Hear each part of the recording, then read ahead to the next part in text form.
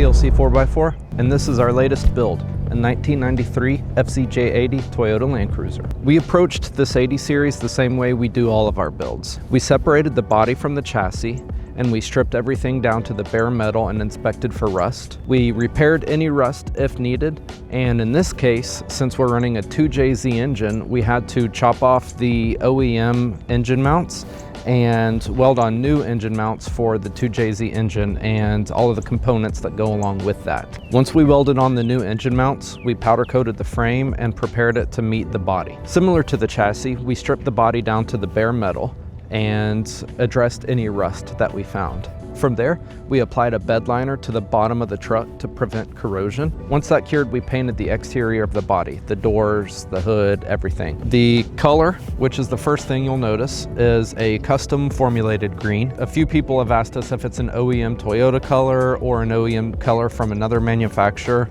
and it's not. It's a completely one-off color. We actually were able to scan an object from this client and replicate the color of that object onto this truck. Besides the color, the most noticeable thing about this truck is that it's huge. It's got a 6-inch Dobinson lift. It's on black Rhino wheels and 37-inch BFG K03 tires. It has AMP Research automatic side steps, so when you open the door, the side step automatically comes down, and then when you close the door, it automatically rises up.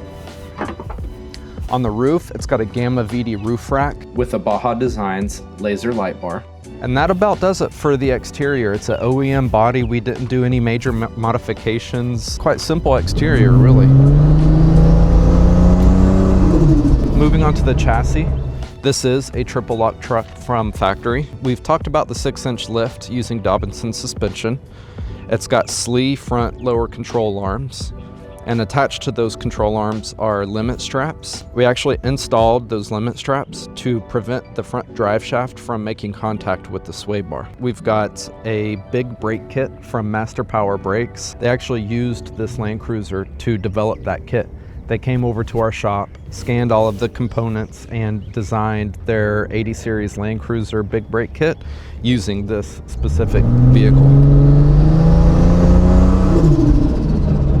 As you'll see with the interior, it's all black. We've done black carpet, black leather, black dash, black sun visors. It's got black Alcantara headliner. The interior overall looks pretty simple, but that doesn't mean it's OEM. It's all hand stitched and completely custom to this specific vehicle. The door panels are completely custom made. On the dashboard, we've got Dakota digital gauges, and for the audio system, we've got an Audison amp, focal speakers, and JL subs. So that about covers us for the interior, exterior, and chassis. So let's move on to powertrain.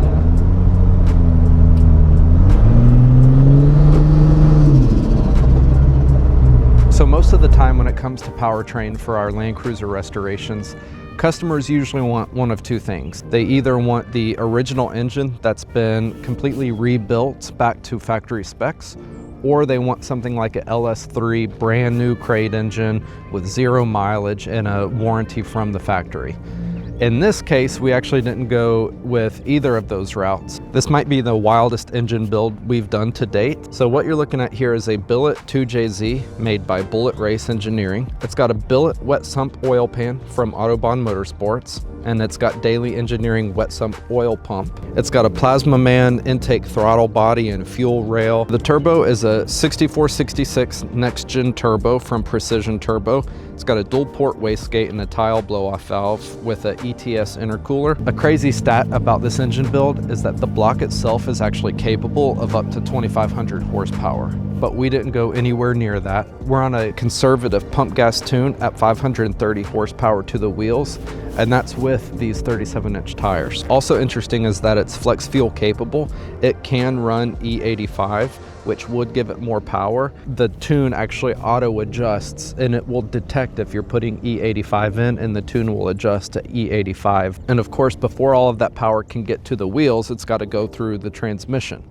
So we're using a Cohen Engineering 4L80E transmission with a billet torque converter and 529 gears. The exhaust system starts with a Powerhouse Racing turbo manifold that feeds into a 4-inch stainless exhaust pipe all the way back. And that about does it for Powertrain. I mean, that's probably our most elaborate engine build to date.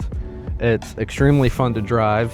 This probably gets more looks on the road than any other Land Cruiser we've built, because you can really hear that blow-off valve as you're driving down the road. It sounds like a Mark IV Supra is coming up behind you, and then you turn around and it's a giant 80 series on 37s. It's definitely one of those stoplight conversation starters. Between the color, the engine, the size of this thing, it was a really fun build, and I know the team is really proud of this one. If you're interested in a build for yourself, hit us up. Go to our website, tlc4x4.com, and let us know what you're looking for. We specialize in 40 series, 60 series, and 80 series Land Cruisers.